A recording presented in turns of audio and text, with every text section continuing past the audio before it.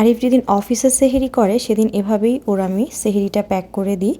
সেহরিতে আমি কিছু dry fruit অবশ্যই রাখার চেষ্টা করি, সেটা হচ্ছে নাটস আর 2টা খেজুর। এই দুটো একদমই ফিক্সড। 2টা খেজুর অবশ্যই খেতে হবে সেহরিতে, যেহেতু এটা সুন্নাত। আমি নিজেও সেহরিতে খাই এবং আরিফকেও দিয়ে দিই। আর একটা ফিক্সড খাবার হচ্ছে একটা কলা। ফলের মধ্যে কলাটা খেতেই ভালো লাগে আর একটু হেভিও হয়, সেজন্য কলাই দিই। মাঝে মধ্যেও আপেল নিয়ে যাই, তবে কলাটা ও বেশি পছন্দ করে। আর আজকে যেমন সাথে ছিল হচ্ছে বিরিয়ানি। প্রতিদিন তো আর বিরিয়ানি দিই না, তবে প্রতিদিন যে কোনো একটা ওয়ান ডিশই দেওয়ার চেষ্টা করি, ফ্রাইড রাইস বা চাউমিন, নুডলস, বাট রাইসটাই বেশিরভাগ আমি দিই, যেহেতু সেহরির খাবার সাথে অবশ্যই দিই একটা স্পুন। যেহেতু এদেশের কালচার যেটা হাত দিয়ে খাওয়াটা অশোভনীয় দেখায়, আর খাবারটা যেহেতু অফিসে খাবে, সো সেজন্য স্পুনটাই দিয়ে দিই।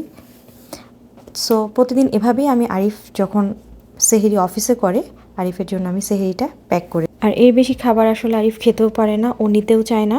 রাইসটার পরিমাণ আরও কিছুটা কমিয়েই দিতে বলে।